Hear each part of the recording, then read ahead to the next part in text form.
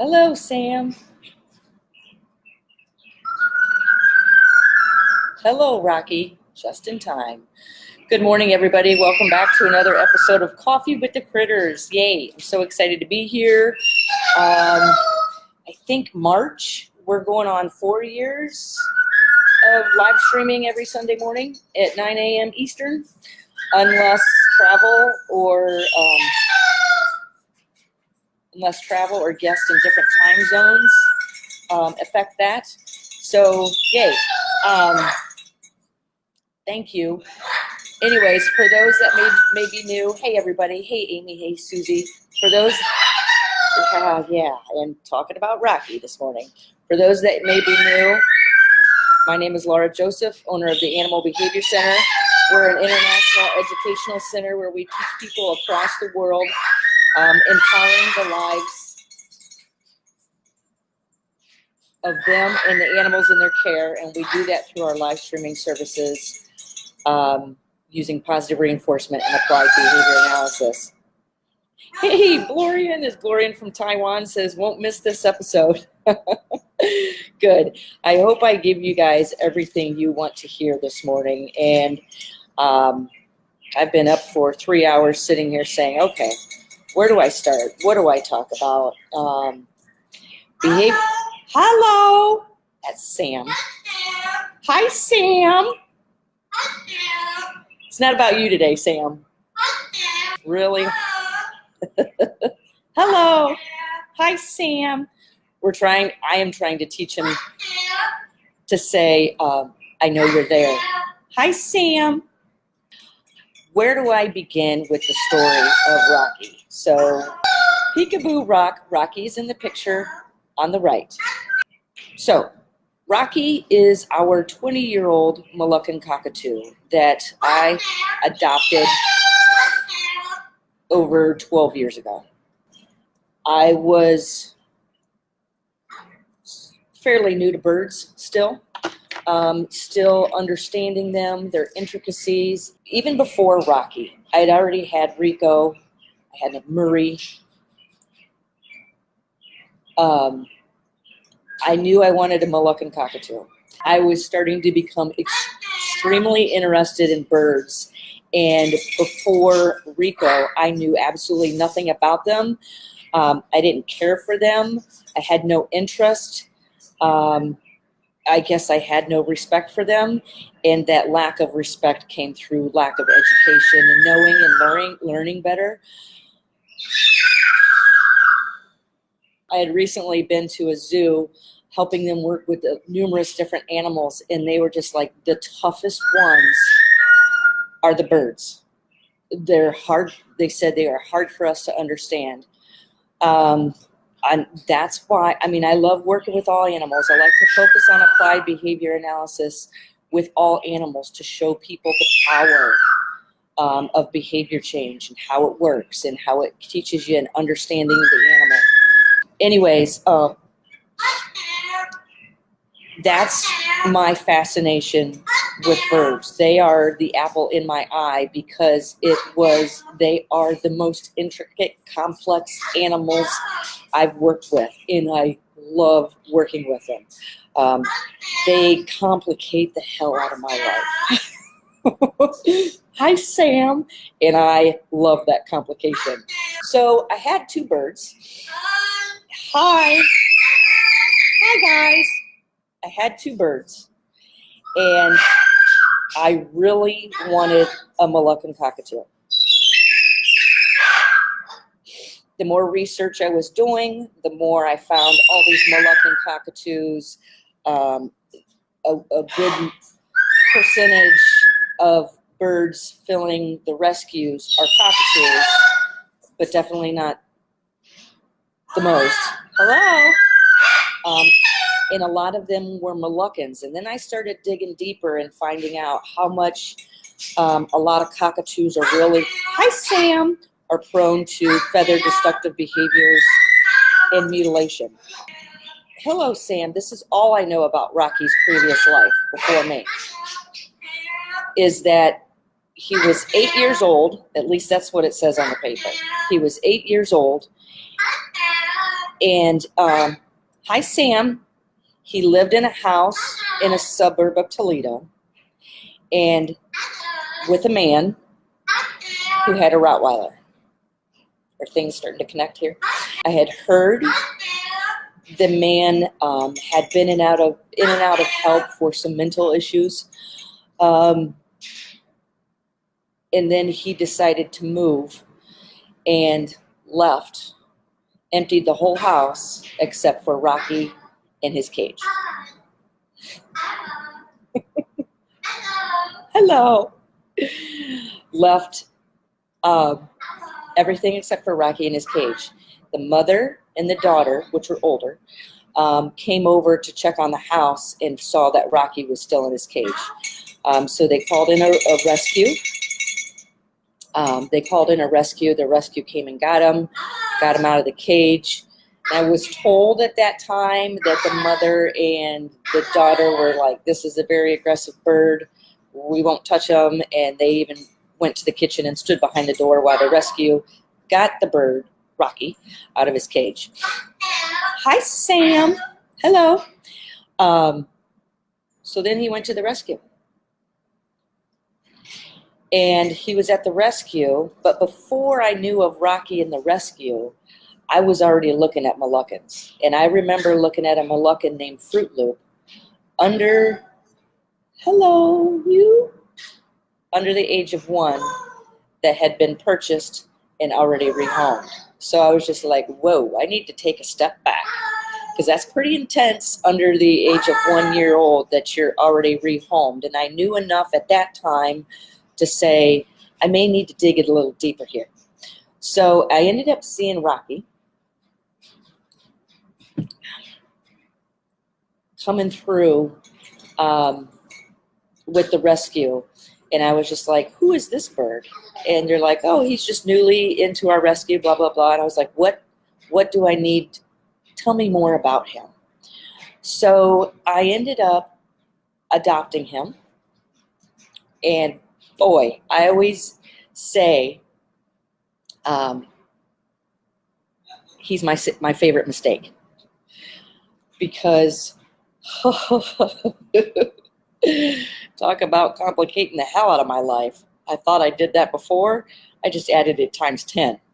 When I brought in Rocky, he was an 8-year-old cockatoo. I was having all kinds. I had dabbled around with applied behavior analysis before Rocky, and knew enough about it that I saw it working sometimes.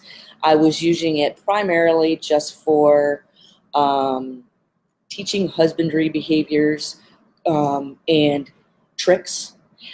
I didn't know the intensity of it. I knew enough of it just to stick my finger in and twirl the pot, okay?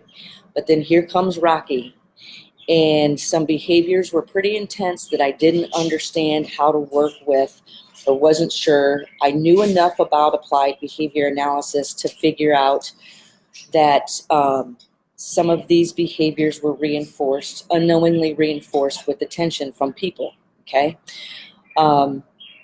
So it ended up, some behavior issues were pretty severe for me at that time.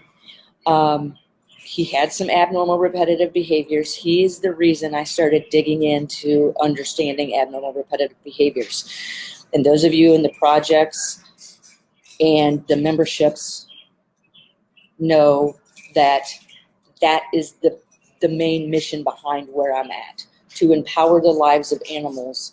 I focus, but definitely not limited to, abnormal repetitive behaviors such as there are plenty across species, high rates in undomesticated animals under human care.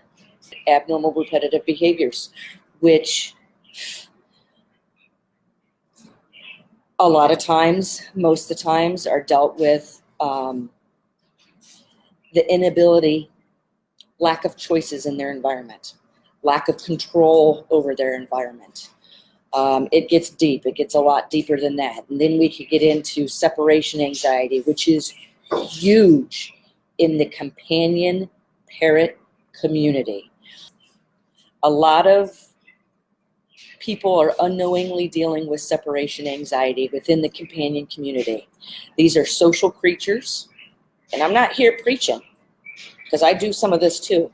These are social creatures living in forced to be kept away from each other, creating tight bonds with certain people, and then the person leaves. You'll see abnormal repetitive behaviors develop a lot of times out of separation anxiety. Rocky has one, which is the cage bar flip. He also has another one that I keep a really close eye on, which is he will pluck the feathers on his legs, and then once he sees the blood starting to come out, then he'll start digging deeper for a wound. Now you're on your way to self-mutilation, okay? Once you start dealing with self-mutilation, not only do you have separation anxiety, abnormal repetitive behaviors, feather destructive behaviors, self-injurious behaviors, now you're leading to medical behaviors, medical concerns. So we were able to catch Rocky's really fast, and that leg plucking has happened twice in the past 12 years that I've had him. I want to pay attention to the antecedents that happened before that. Those distant antecedents are cues to me that stress and anxiety is starting to develop again. And once you have a moderate to severe case of separation anxiety, no matter what the animal, like I said, which is skyrocketing in the companion parrot community, but people don't understand what they're looking at or how to change that. Once you start dealing with a moderate to severe case of separation anxiety, no matter what the animal, your future and that animal's future is going to be based on a maintenance program, okay? It's going to be things like Rocky's abnormal repetitive behaviors are probably never going to go away. Here we are 12 years later, they have still not gone away. They're still here, but not near as the amount they were when I first adopted him. He would do this flip along with the scream, along with a certain very well practiced head twists, head turn. I could tell it had a long history of reinforcement because of how well practiced it was. That happened with an ear-piercing scream once every 3 seconds for probably 3 hours on end. Those of you that have followed my work with Rocky from the get-go will remember that. That still exists today, but it'll last for maybe a minute. Tickle wickle. It'll last for maybe a minute. And we may see it once, maybe twice a day. We may not see it at all in a week, okay? But Rocky was doing a lot of things to the point my family wouldn't come over to the house anymore. My mom was just like, your house is a dangerous place for your nieces and nephews to be. And I was like, so then stay away for a while, okay? I've got some work to do. That's when I told you I dabbled in applied behavior analysis before I got Rocky for a couple years, and it was just enough to understand and start understanding. And I didn't thoroughly understand the power of it. If I did, I would have advanced a lot faster to where I am now. When I adopted Rocky, I was like, this is a lot more intense than what I think I have the education to do better with. And then at that time, when I was talking about some of the behavior issues, which was running, lunging, chasing, biting, I couldn't get close to his cage. I was afraid he was going to hurt himself. When I came close to the cage, he would start really thrashing his head up against the cage. And I was like, okay, this bird's going to hurt himself. So I sought out professional advice, And the professional advice I was given was to put Rocky down. And here's my concern about that. This was professional advice given to me. And I remember at the time, I was just like blown away. I was like, are you serious? And here's what really scares me about that.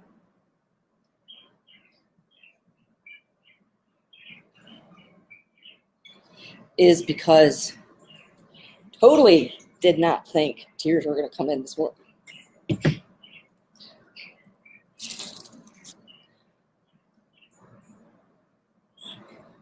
And I know if Jason was watching this right now, he'd be like, would you stop crying? Let me tell you why I cry when I tell this story.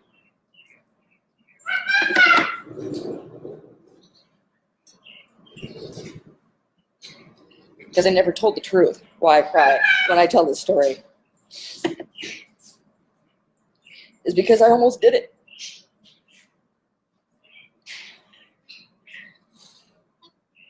Hi, Sam. I almost did it. So why does that make me cry? What makes me cry is because here I am 12 years later, living with one of the most amazing creatures. I was looking up to this professional because that's what professionals do. And it was advised that I put him down. And the thing that makes me cry is because I almost did it. I almost did it because I didn't know enough about behavior. Yes, I did. I didn't know enough about behavior to know that I could change this. So I was like, this cannot happen. You know what I mean? And I sat there. I remember I was just blown away. And I was just like, I went into another room and I sat and started crying because I was like, oh my God, I have to put this bird down. And then I came back out and I was just like, wait a minute.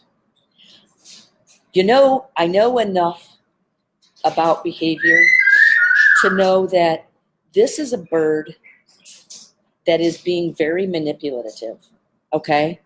Making eye contact, paying attention to the environment. He is rearranging antecedents in consequences to get what he wants. This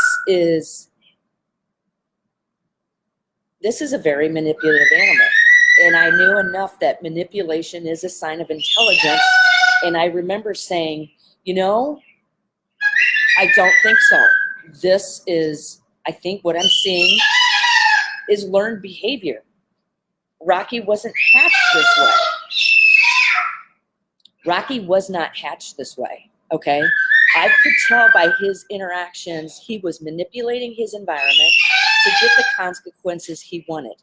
Abnormal repetitive behaviors were skyrocketing because he was confined with very limited choices and a sense of control over his environment.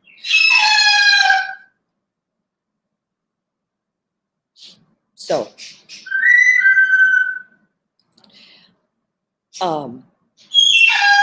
then here was the tough part. Then I was told, okay, you've got 1 month to change his behavior or we're going to put this bird down. So I was like, game on. And I came home and I remember that was one of the most stressful times of my life because I was reaching to everybody for help.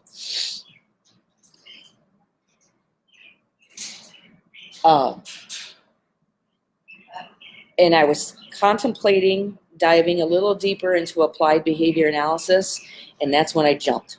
And I jumped in with both feet.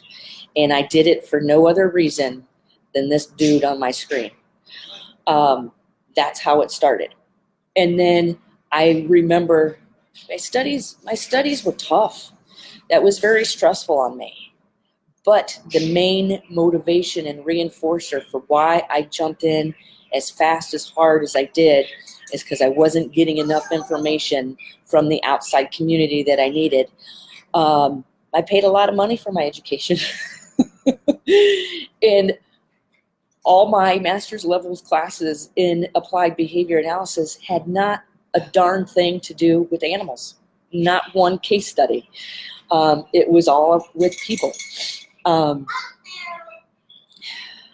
So I started working with Rocky, and it was just being able to approach the cage. There's no way I was sticking my fingers in his cage. I wanted to get him out because I didn't like seeing him in a cage, but I couldn't get him out because I didn't know how to get him back in. Now I do. So I didn't get him out in the first 2 weeks, okay?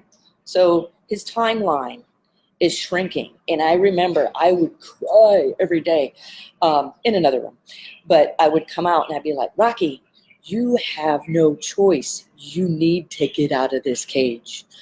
And then I started digging a little deeper. We made enough change and progress within 1 month, believe me, because it didn't all come from my studies because they didn't happen that fast. But I already knew a little bit enough about applied behavior analysis to start making changes. After a couple of weeks, I was like, I made that leap. I was not comfortable with it, but I did it because we were on a timeline. And I got him out of his cage, not knowing how I was going to get him back in. But this is what happens a lot is a lot of people will say this type of work takes so much patience. What are your other options? You know, this is working at the animal's pace, identifying the animal's reinforcers, looking at that animal as an individual, because behavior modification plans are not cookie cutter. It is not one thing fits all. We have 7, 8, 9 different birds here, 10, 11, 12, 13, 14, 15 different animals, okay? I have not approached, of all these 15, I have not had the same approach twice. It's always been different. It's always based on that individual. I'm going to bring Rocky out at the end of this live show. I'm just not doing it now because my focus will be all on him. So I ended up getting him out before I was comfortable. I made that choice based on this timeline that we were on. What I did was I would get him to step up onto, I had a big wicker basket that I used to keep, I think I used to keep dog toys in it. I had a big wicker basket, and I would get him to step up onto the handle of that big wicker basket, because I can hold the wicker basket down here. You can be up here. That wicker basket's going to die in about 5.2 seconds with that beak.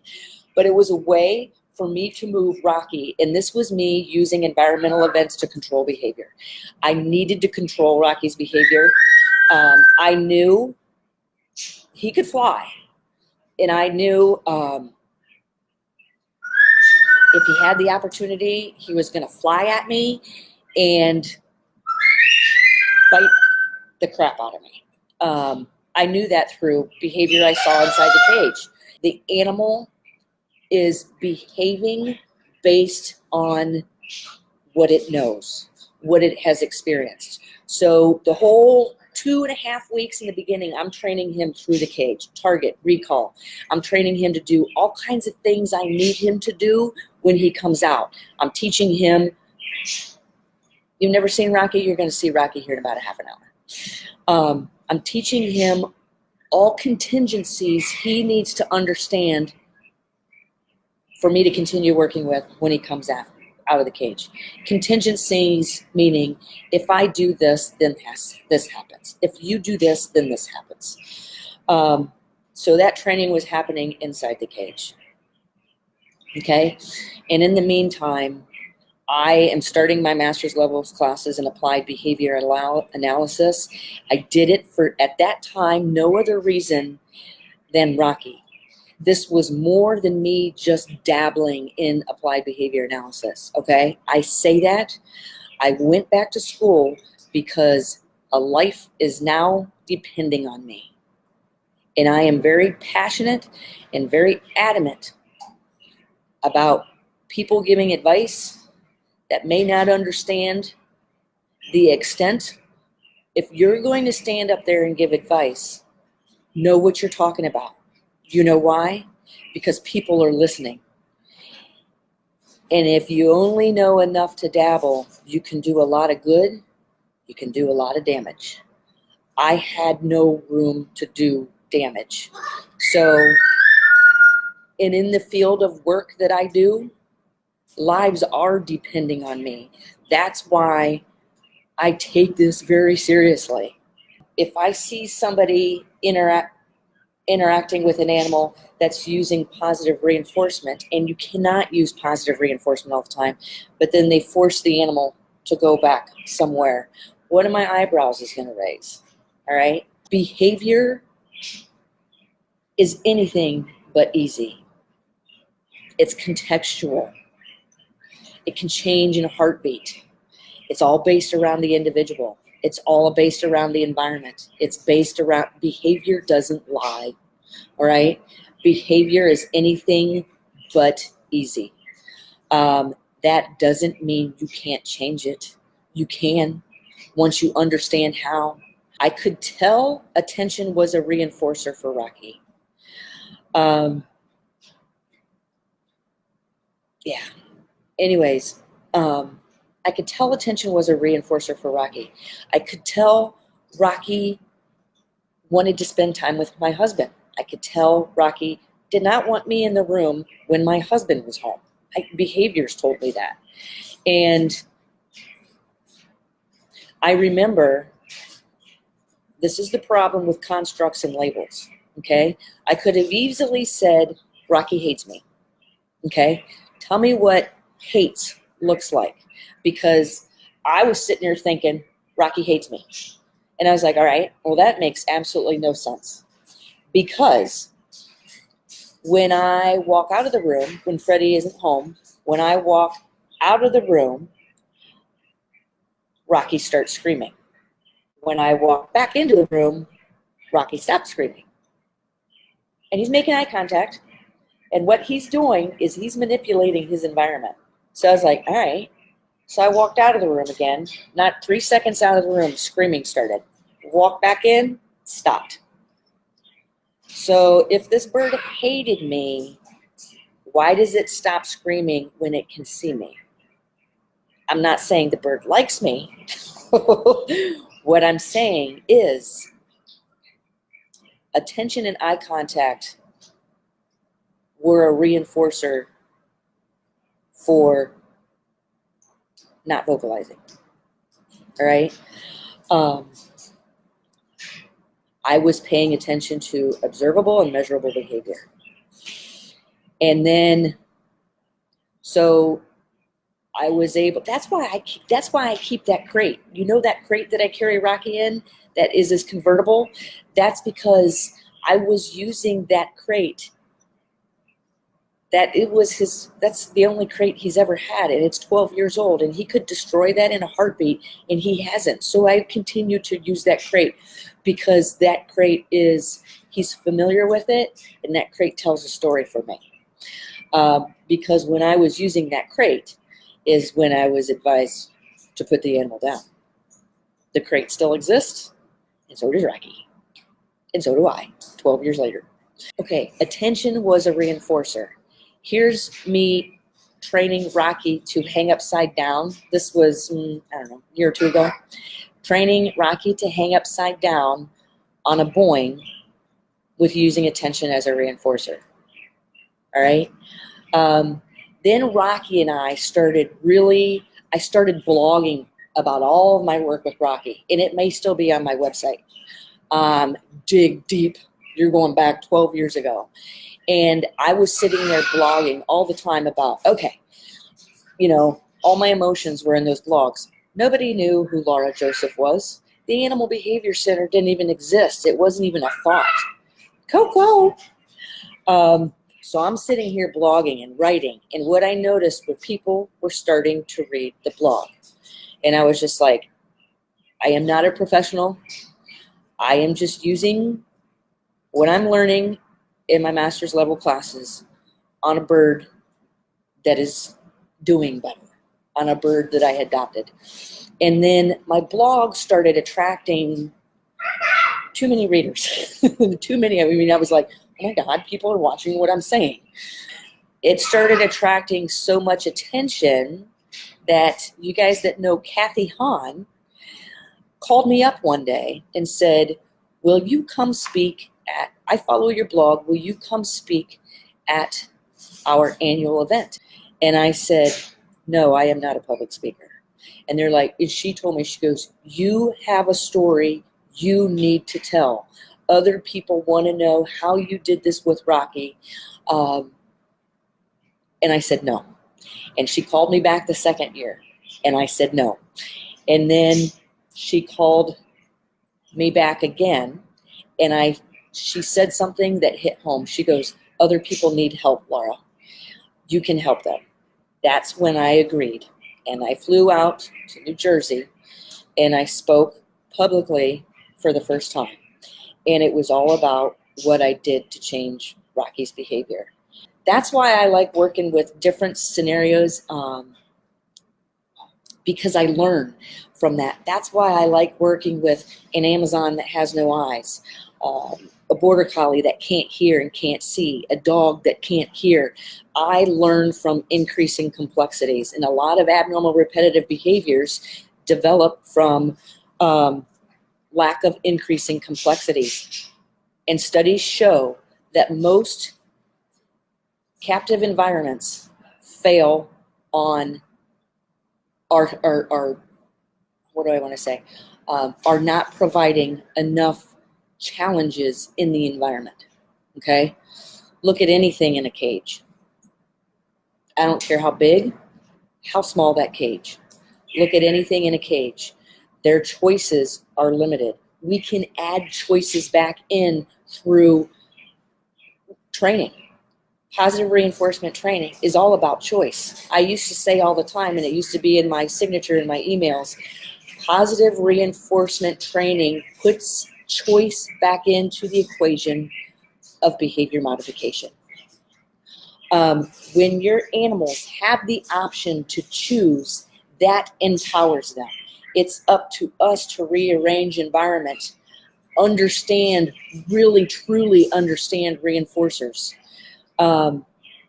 Food is only a reinforcer under half the time here. We're working with all other kinds of reinforcers. You are too, whether you realize it or not. Let me get through a couple more photos. So Rocky started skyrocketing.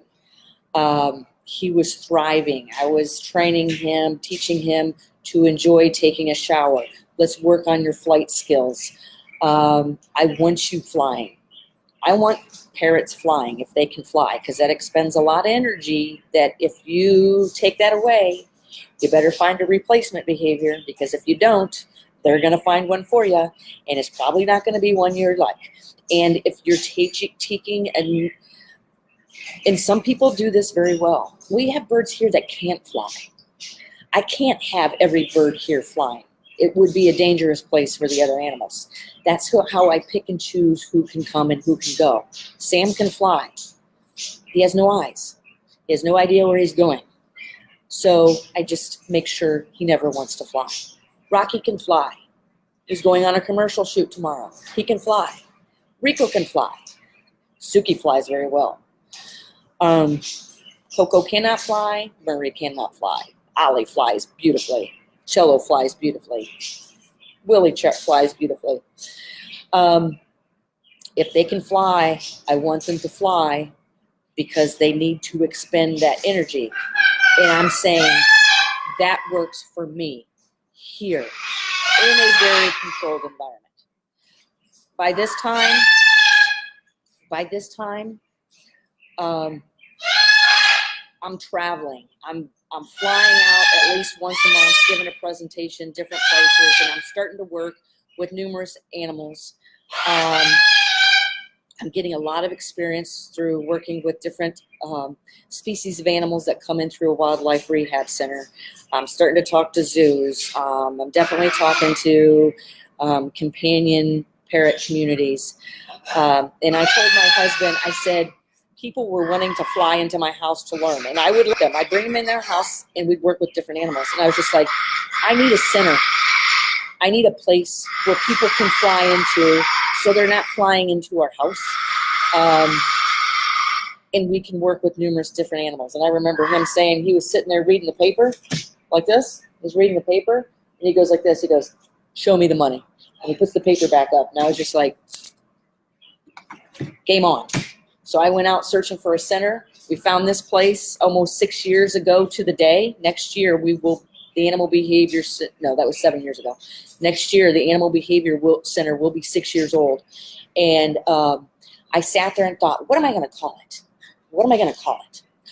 And you know how I decided with ABC? What does that stand for? Antecedent Behavior Consequence. So I sat there and thought,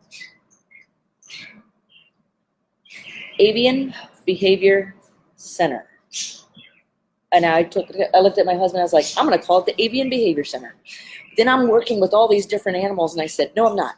I'm going to call it the Animal Behavior Center, ABC. And I don't know if anybody even really knows that, but that's why we picked our name. Then we started having events, and we started having functions. We started having workshops, which we still do. And here's me, and one of the first times I ever met Deb Jones. I think she came to the second workshop we had here. And I'm showing her how to use a foot target with Rocky to control where she needs him to go. You know what I love about this smile? This photo is the smile on Deb's face. So then strangers are coming in to learn. Hi, Sam. And work with Sam, Rocky. Here's the importance of teaching a station. All right. And we started having open houses. And we started having different animals in the open houses. So look at the laugh. All right. And then the next picture after this one is a very powerful one, because this was at one of our annual events.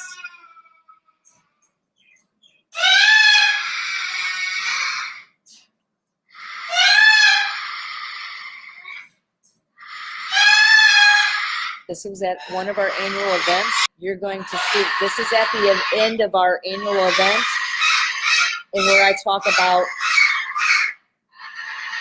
Rocky is our mascot of our center. He is the mascot of the center. Is this photo. This photo meant so much to me, because what's in this photo is Bonnie Zimmerman in the background, executive director of the Indonesian Parrot Project. And here is Rocky getting to meet her for the first time.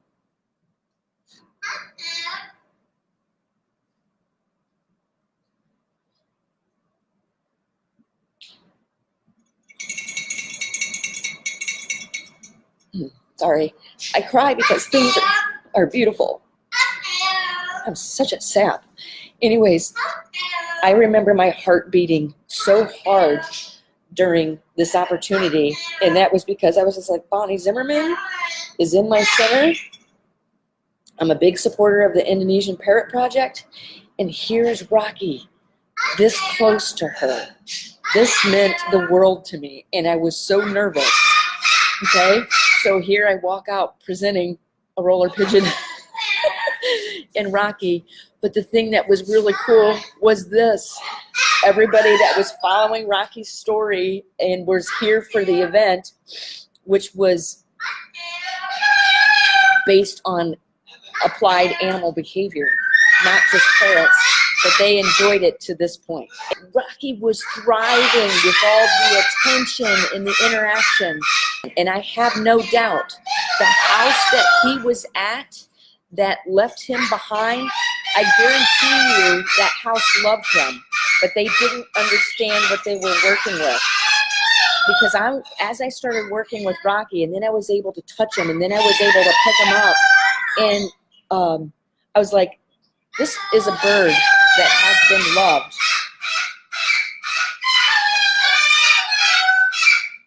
This is a bird that has been loved, but attention has been unknowingly used to reinforce undesired behavior, and the person backs out because they don't know what to do next. Hello. When I pet Rocky, and I'm sitting here petting him like this, if I stop, he will pick up my hand and place it on the back of his head. He started that shortly after I started being able to pet him like that. And I was just like, behavior doesn't lie. So this is a hilarious photo. Rocky loves to make people laugh. When you laugh, that's why I said earlier when I was starting to laugh, I was like, I better stop or I'm going to get Rocky back. Peekaboo, Rocky. When you start laughing, he will start doing more of whatever he was doing to keep you laughing. Because when people laugh, people get closer. And that is an animal manipulating his environment to get his reinforcers closer. Okay? Then I started working on increasing his flight skills.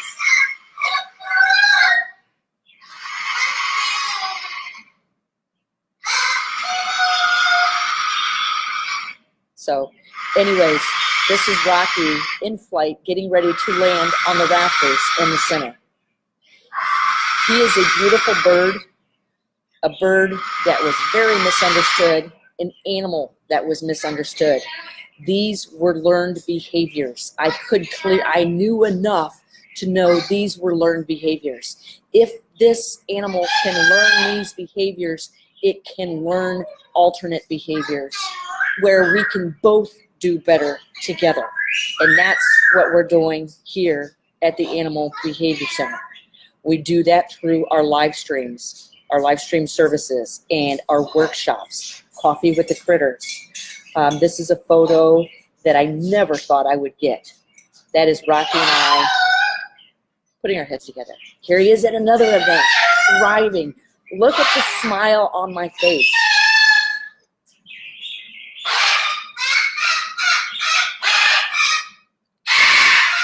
I'm smiling so hard. I'm just happy. I'm smiling that hard because I'm like, hello, look how far you've come. We've done this together. Okay? He's a very happy bird. Here he is, just so excited to be taking a shower. Hello? Hello. So this is a bird very well loved, especially by the community. Hello. He's the mascot here. And he's the mascot. He's the mascot behind the work that I do now. There he is. So, without further ado, let me go get him. What do you think, Rico?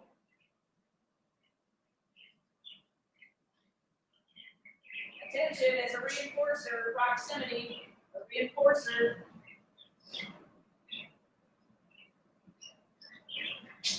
Bird way over my head.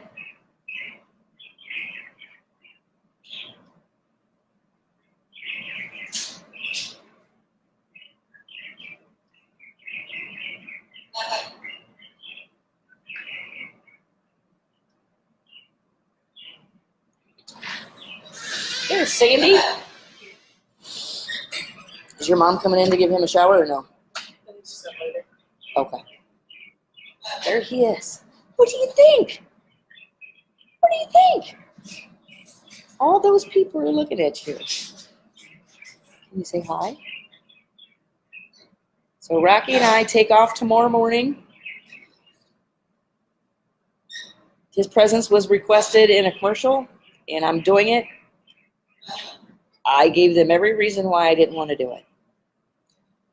And they're meeting all of those reasons why I should do it. And so I decided I'm so extremely busy right now, but I have it all under control. What do you think? I'm so extremely busy right now, and I thought this is a once-in-a-lifetime opportunity. Let's go have some fun. You want to have some fun? You do? He is going to thrive with this. What? Can you say hi? You say hi? Now you're going to be quiet, huh? Attention is a reinforcer. What? Hello, Sam. Hello, Rocky. So Rocky and I hit the road tomorrow. The only thing I'm allowed to say is the commercial airs in March. So we will be there around 2 o'clock tomorrow afternoon. And his first shoot is tomorrow. The importance of keeping your animal used to change. Because tomorrow is going to be a big change. And I wouldn't do this if I didn't think he would enjoy it and benefit from it. And there's going to be a ton of guys on set. What do you think about that? There you go. All right, guys. Thanks for attending Coffee with the Critters.